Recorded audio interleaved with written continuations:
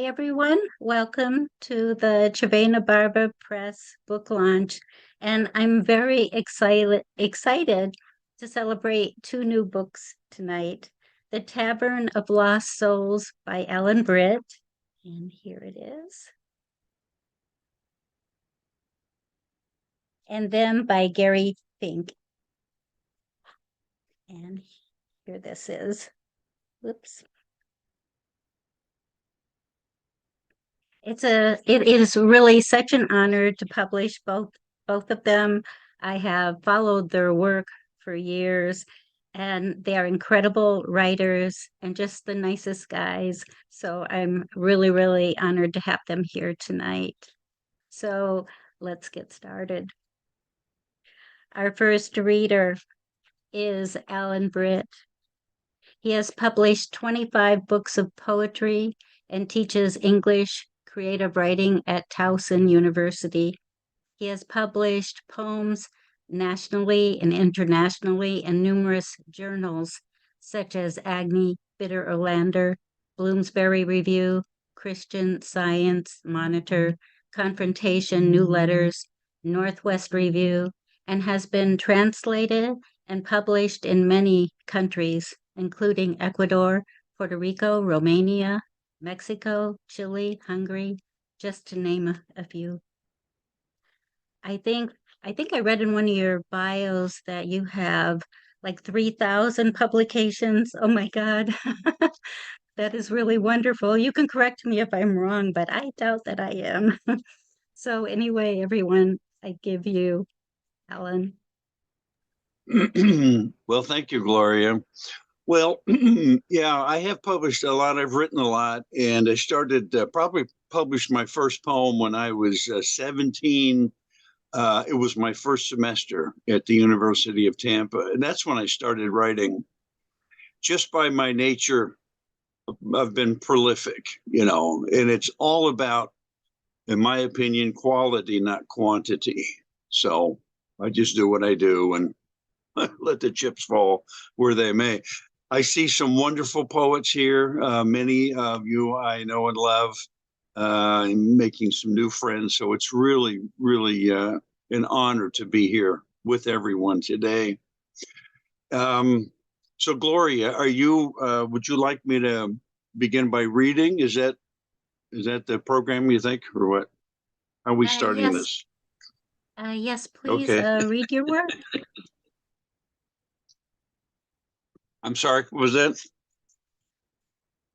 Let me put this on here.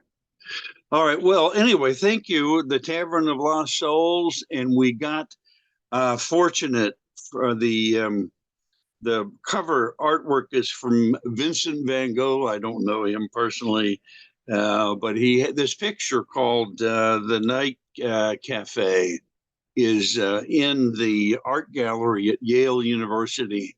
And they said, yeah, go ahead. We're delighted. So I need to send them some copies of the book too.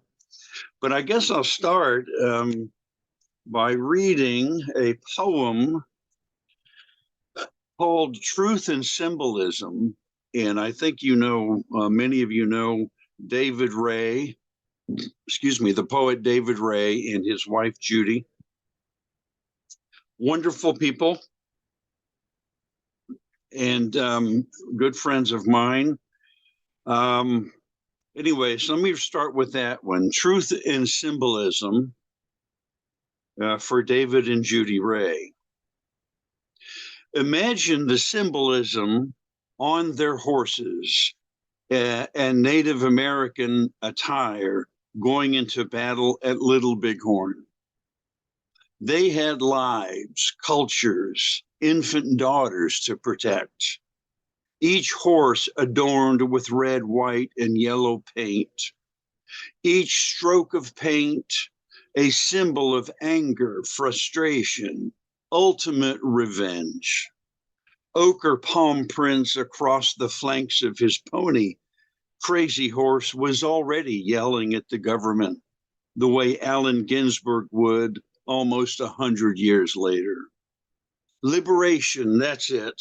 The liberation promised all along. and then the innocent cavalry, comprising the usual assortment of naive young men, rode in on government horses, branded and alphabetized in a dog-eared leather ledger. It was no contest. The symbols won. As a matter of fact, symbols win almost every time. Until a posse corrals the symbols, snug as bedbugs inside their flannel incognito pajama pants, watching Animal Planet, the History Channel, or Nova Special on Diane Fossey, communing with gorillas. You see, symbols are an endangered species. Some even believe they have their side of the fence and should learn to stay in their yard, as Robert Frost suggested almost 100 years ago. But there's still time, I say, to pay attention to the most symbolic thinkers of our generation, our poets. So that's that one. Let me come back over here. A couple of poems about something that I quite enjoy, and that is drinking wine. I'm not doing it at the moment, but I probably should. Anyway, this one is called gnats. You know, those little flying things. Hey, David, David Charlton. Now I'm going to tempt my bones with this Chablis. For now, keep on circling that orange tin jack-o'-lantern, yet I'm feeling, excuse me, let me start that again, I'm sorry. Now I'm going to tempt my bones with this Chablis. For now, keep on circling that orange tin jack-o'-lantern, yet I've a feeling my French companion won't go unnoticed by your micro-orbit. But what bizarre lust possesses you to backstroke my chilly goblet of solitude this third week of April? A celebration? Birthday of sorts? Time measured by sensations? Or perhaps it's your passionate nature in general, your immanentist lifestyle. I believe you possess a Rambodian sensibility, one that plunges you headlong into this French wine, diving below her waist of stopped clocks and making you far more human than I care to realize. You know, when you get a glass of wine out there, here come the gnats. They're all over it. All right, here's one. Sipping yellowtail Shiraz in early June. Well, I know you, 33% moon. I've seen you before, eyeball peeking through the magnolia's billowing pale pink kimono. You linger, a mythical Greek forest between laurels, spanning 12,000 generations. Still, why have so many overlooked you in favor of the quarter moon, whom I've coveted myself, or the half moon in her low-cut black pearl nightgown, or the debilitatingly bare shoulders of the full moon? 33% you are alive, rustling as a fish between the magnolias. And for that, I offer you a toast of yellowtail Shiraz. Now here's a poem dedicated to a fellow we know, Ode to James Wright. He wrote some pretty nice poems. We read James Wright's poem in class today, the one about him lying in a hammock, listening to cowbells, detailing dragonflies, wasting his life. Student response was robust. In the south corner of our room, John Keats engaged in conversation with Wordsworth. I wanted to eavesdrop, but was interrupted by Shakespeare, Alexandre, and Neruda chatting beneath a thatched veranda in Lake Worth, Florida. Later, as James rolled from his hammock, students followed him to a fence along that pasture where his Indian pony awaited them with the patience of St. Judas. You might know that St. Judas, I believe, was James's first book, actually. Let me check my time here. Okay. Now, this one's called Crickets. Crickets, carnivorous stars below a lonely moon. Crickets, thick choruses billowing the way, this way and that, with trills resembling blue yellow beaks rattling a Peruvian rainforest. The half moon kneels below green maples to spread her mother of pearl nightgown over white lawn chairs and bare shoulders of a split rail fence. While crickets, industrious and hopelessly immune to personifications in their midst, continue chewing tiny holes in the ragged nightgown worn by this humid July moon. And here is one called Autumn Wasps.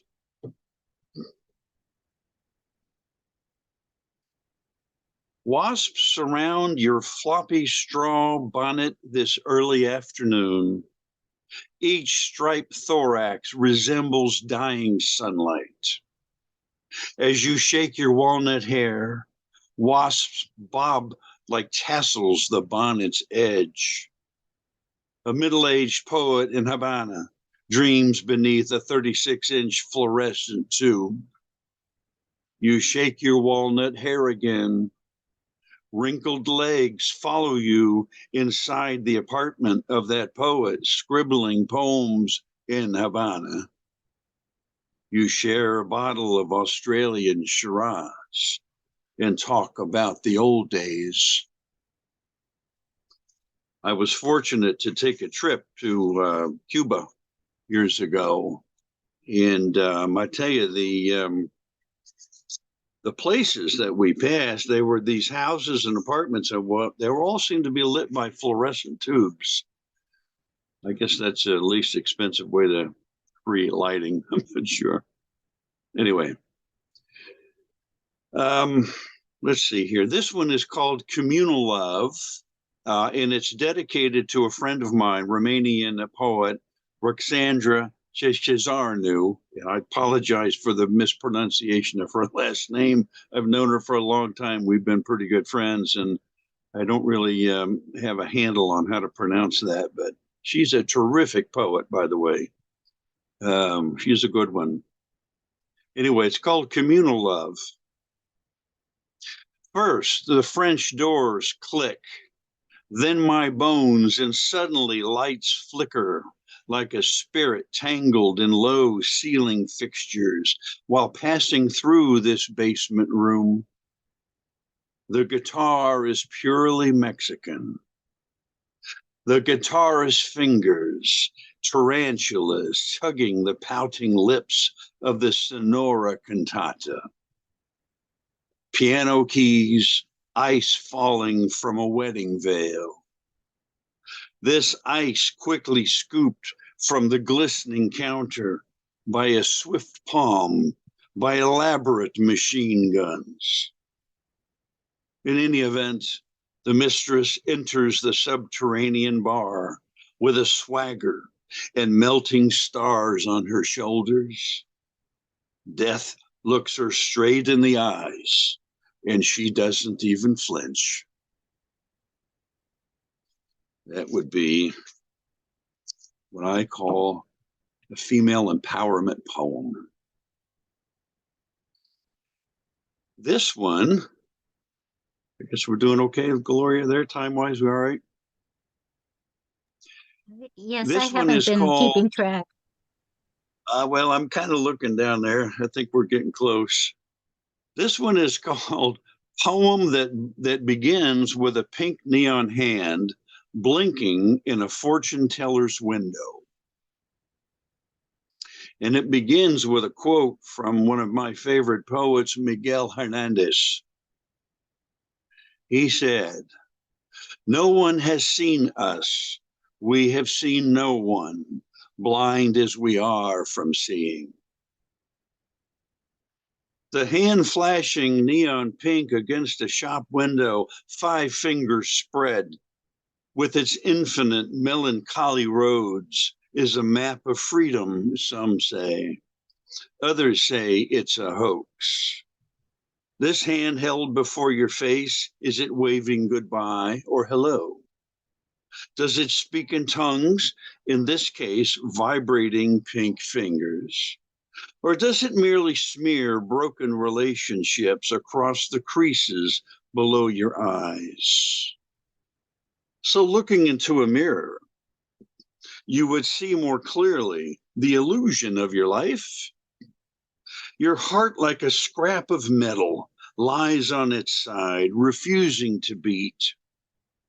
But the hand beats, it pulsates darkness, wanders the sidewalks looking for innocence, while avoiding the retired professor, the one who once carried Merwin and Dunn in his briefcase secured by 2 baby alligators. The blinking hand has no use for the professor. With one foot in welfare, the other boxed and padlocked in rental storage shed, while the city inspector prepares paperwork for the real estate financier, who, strangely enough, began as an earnest student of poetry with the now defunct professor. Well, the hand with pink neon fingers vibrates a shop window, also about to be foreclosed by the real estate financier. Where does all that energy come from, fleecing the timid and the poor? Why is the shallow life more enticing than reading Merwin and Dunn? Even innocent schoolgirls about to be deceived by the pink neon hand about to be foreclosed prefer a shallow life over the raspy insights of Merwin and Dunn. Electricity from the pink neon hand arcs when gripped by the hand of the real estate financier and carefully pried finger by finger from the shop window. On the sidewalk, the hand lies shattered. Each finger pulsates in haphazard direction. It has become a cubist hand. So, that is how art is born, by accident, by cruelty, by greed, by crushing each of the pulsating pink neon fingers until only one finger remains, blinking, blinking, blinking. And if you will allow, I'll finish up with the title poem. Thanks, guys. I'll finish up with the title poem called The Tavern of Lost Souls. About the color of amber, asleep in a drawer at a North Dakota fossil lab, an ant descends the crack of a sidewalk just below my approaching Reebok. I carry the shadow of Nagasaki in my walk. However, my true agenda is not cruelty. As a matter of fact, each morning around 12 p.m., the mayor of my village walks his burro past the Chamber of Commerce. Women make important decisions while our men drive SUVs to the local reservoir in search of the wild man. Fewer capital crimes are committed this way. Adolescents, mute since birth, stitch fantasy tattoos across each other's shoulders and lower backs with the lethal precision of Andre Breton and Tristan Tzar. Extended families mingle the local watering hole. They cross their shriveled legs while lighting up a stick. and growl into muddy drinks, all various shades of amber, asleep in drawers at a fossil lab somewhere near North Dakota.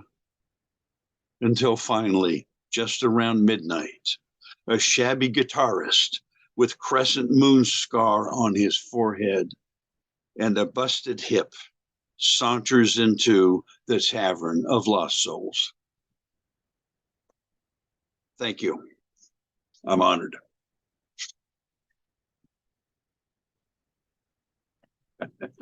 Thank you, Ellen. That was incredible. Thank Our you. next reader is Gary Fincke.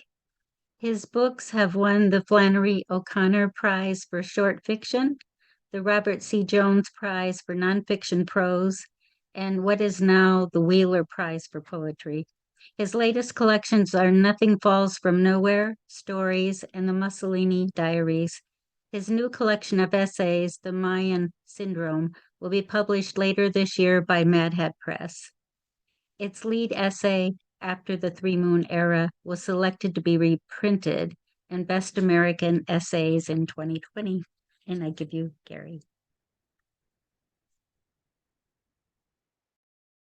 Thanks, Gloria. I'm going to start by giving a shout out to my daughter. If I do this, there you go. Since she's the one responsible for the cover, she's in Los Angeles with a couple teenage daughters, a toddler, and an art school, and so on. Anyway, this project was a little different than most in that these poems were accumulated over a period of, when I figured it out, 30 years.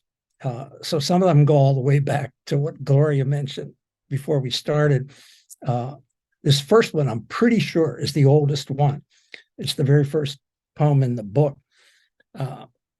And what I remember about it just so long ago that I entered it in a contest for, I looked this up, the North Hills Artist Community something or other, and it won first prize. And back then, in 1989, I got $150 and I got a chance to read to a group of people sitting on folding chairs on the lawn in the middle of summer. And for the most part, they were there for crafts and art. And anyway, it was fun as a kind of memory. And it also gives me a way to introduce this book. They're all kind of connected, all to movies, and most of them to what are called B movies. And some of them aren't even B movies. They're, I don't know, C or D movies. I devoured movies my whole life. And this one is, in case you don't know the movie, I Married a Monster from Outer Space. I could so a raise of hands to see who knows this.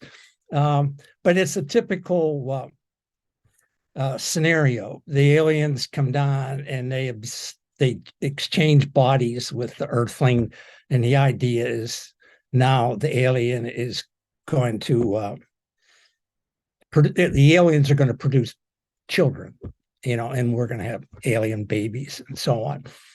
I Married a Monster from Outer Space. He asked to marry her. Nothing unusual in that, loveless for the sake of children, but think of going home to the horror of something that can't leave you alone. How did he get into this skin? No Starflight boot camp for invasion had prepared him for this bad luck, drawing the short straw of beauty as his extraterrestrial duty. Lust, arousal, foreplay, his mind's being fed by a fool. Everything in his head is thighs and lips, breasts and hips, but something's not getting through. She's pliable as fish, smooth as a nausea of eggs. And finally, he's sick of acting. Outside of town, in the spaceship, is the man who wants to drown under her, smother her from above. Telepathy can be reversed. Let him listen for a while as he walks upstairs to bed. his body changing to knobs and ridges, his face to tubes. He knows that every planet has fables of tested love.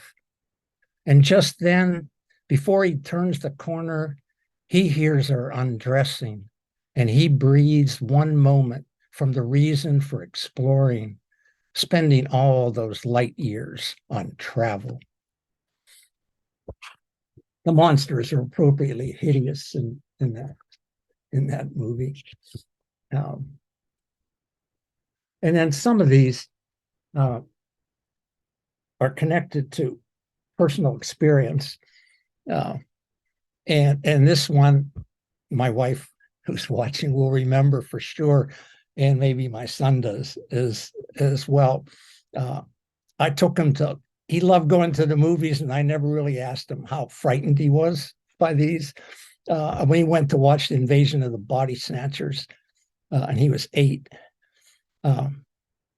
So after the world slid into solace, after the pods had replicated even the stars of the movie, after we left the theater and drove to the music of favorite scenes, my 8-year-old son tumbled into bed after sparring with his Darth Vader punching bag. A tall, costume-weighted balloon that could take a punch, returning to upright like a contender. Or an alien pod, one that woke him to crying, "Am I changed?" Nothing consoled him. Not lights turned on, not an examination of Vader's familiar plastic face. How a pod father would pretend the world hadn't changed after his real body had been absorbed by monsters, leaving him an orphan, even when Vader was deflated, even when I let him search the garbage for my former self.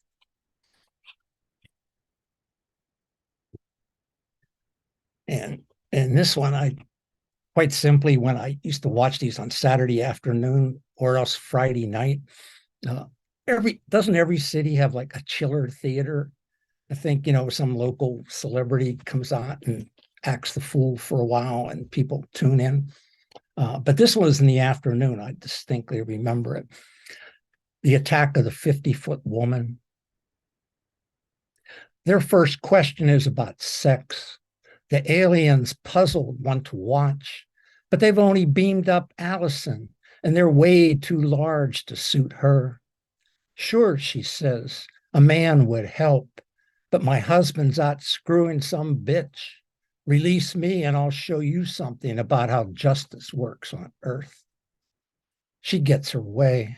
She feels enormous thinking of what her man has coming, how those monsters will understand. It's nothing at all to switch sizes. She's known the 10 feet of happiness, the limitless reach of jealousy. Although now, Allison has to wear the same old ratty dress, the one made from miracle fibers that don't fray at the seams. Where's Harry, she screams. Where's that doll-sized man of mine? She'll shake some sense into him. She'll show him what the King Kong myth is all about. But there's a problem, and she knows it. Talk about irreconcilable differences. So what if this midget were squashed? So what if she found a dwarf who'd be true? You'd get angry too. Guess those giants wanted you for more than research. And now there's no privacy. She's followed everywhere she goes. She thinks urine and worse. Christ, there's always a catch to growth. Where are those power lines, the snapping toy planes? Something must show up soon to halt her alien rage.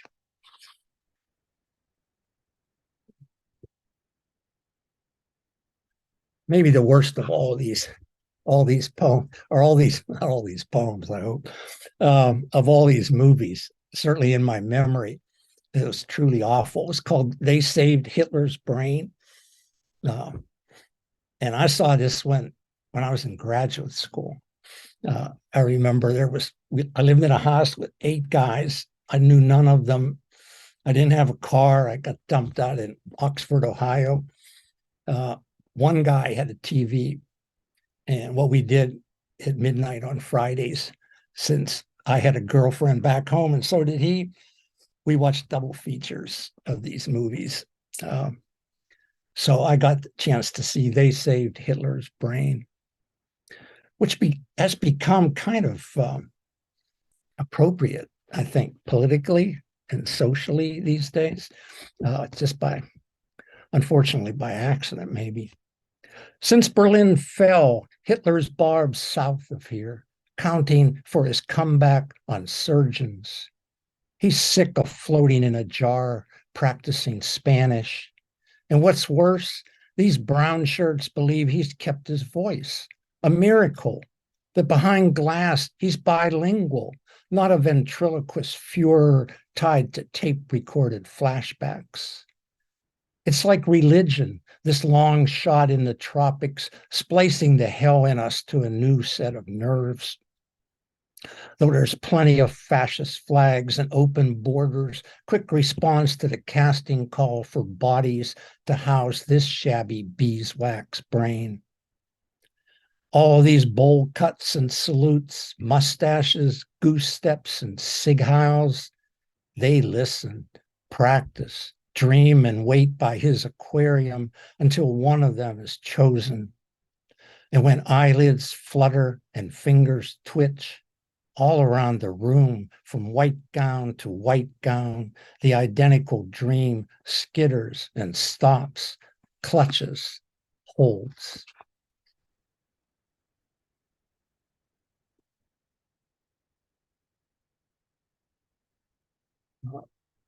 And this one was definitely a Saturday afternoon when I was in high school. Ray Milland, I remember, was in this movie. And Ray Milland was an A-list actor, and here he was as he aged out of being a leading man, he became the man with the X-ray eyes. I'm closing in on the gods. I might explain this one just a little bit. He's a scientist and he's a good guy. And he's doing experiments on his vision in order to, do good things in the world. And what happens is about every 15 minutes, his powers get greater and greater and greater. It's actually a pretty good movie, I think. The Man with the X-ray Eyes. I'm closing in on the gods, the doctor says. His motive's nothing less than noble, saving lives by advancing science. But his hubris, the equal of any hero in the Shakespeare canon. Naturally, we root hard as he risks his own eyes with experimental drops. But no sooner do we cheer his success than we sense that the arc of this quest will lurch toward catharsis. Superpowered, he discovers the pleasure of the X-ray vision promised by comic book ads. Gambling is a cinch, every card exposed. While women provocatively do the twist, he strips them with his eyes. Like the classics remind us, there's no limit to what pride demands, preparing to ruin the best of us. What follows is the comeuppance that Act 5 yields for a hero obsessed with seeing farther than time itself. Now, earthly visions exhausted, there is only somewhere beyond the sky to find where God's eye is watching. No salvation left but the Oedipus solution, the doctor doing penance by reaching for his offending eyes.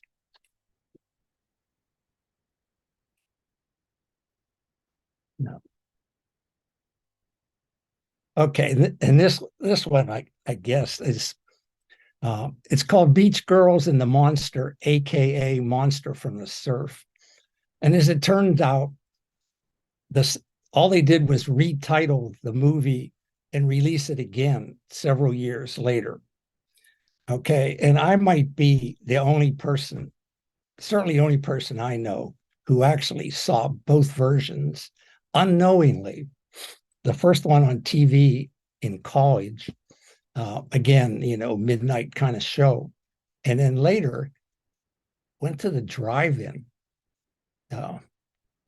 And anyway, the first one, and suddenly you understand, deja vu for, you've actually paid to see the same movie that was old and terrible on television years before, which makes it special, I think, at least for me. I hope for you, perhaps, if you listen. Just before we get impatient with the first scene, surfside dancing, one of the bikini girls wanders away alone, and everyone at the drive-in knows she's victim number one for the monster that is covered with so much kelp. We think of streamers dangling from the gym rafters at the homecoming dance. It's not gory or even very scary, but shortly after the killing, an oceanographer bends over to examine marks in the sand. It looks like the print of the deadly Fantigua fish, he pronounces, verisimilitude disappearing. It's not the claw print of any fish in this area. Grown old, it's Ramar of the jungle, one of my grade school TV heroes, playing the professor who, unmasked, is found inside that surf monster outfit. He's chosen mass murder to discourage beach parties so his son will give up drinking, girls, and rock and roll, a lost cause for sure. At last, without mask, yet still costumed, he loses control of his speeding MG, plunging over a cliff because he's trying to steer with the claws of the deadly Fantigua fish. That's it. Though even a glance reveals that the plummeting car looks nothing like the MG, just some boxy junk heap. But wait, even the car that explodes is yet another lifted from stock footage, the MG most likely already safely returned to its owner. The end, right? But not quite. That bikini girl 9 years later is resurrected. She shimmies to an instrumental version of the same miserable song and, learning nothing, wanders off again, the monster from the surf lurking nearby, the entire movie retitled and repackaged to unspool for the eyes of the unsuspecting. Okay, I got to do one more here, and decided to do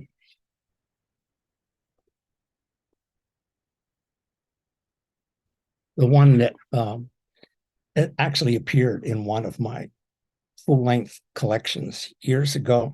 And it's not quite this. This actually was an A-list movie, I'm pretty sure. It's called The Naked Jungle. Charlton Heston, as I recall, had a plantation in the middle of somewhere or another, and the army ants stormed across the jungle. I was about 8 or 9 years old. This one terrified me. I remember. I was just, but I also, when I wrote this, I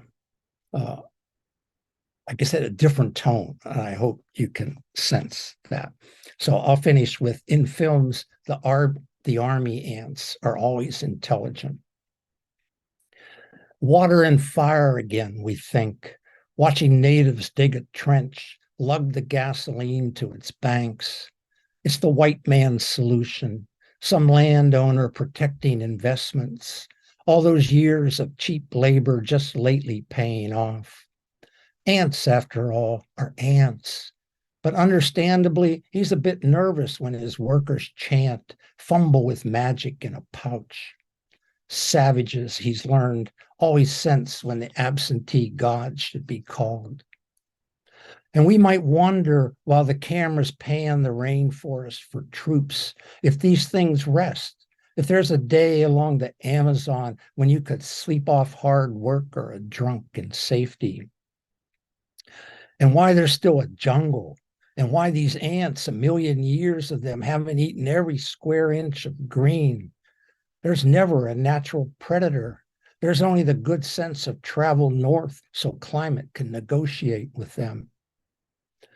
All we're taught at last are the mouths of them, that their sign language ripples front to back, reaching the billionth soldier correctly. Remember that schoolroom game, the one where Miss Harshman whispered a message into Janie's ear? She turned and whispered those words to Billy, who whispered to Sally, and 30 seats later, you recited them to laughter that blossomed from the first row. Think of yourself as sluggard in the rear. For days, you've had nothing to eat. The ground you're covering stripped clean 10,000 ranks before you. Well, somebody has to starve, you might conclude, improvisational in the tropics. But then you feel the word, sense plantation, panic, picnic for all. So there's sacrifice ahead. There's something to those parables you see when your turn finally comes. The early waves were burnt. The first leaf rafts were sunk.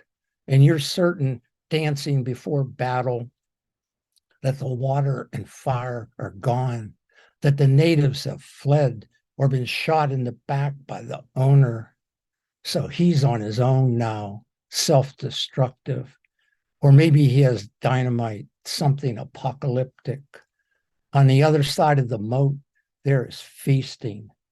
All you have to do is cross, stepping from one body to another to cultivated land. Thanks for listening.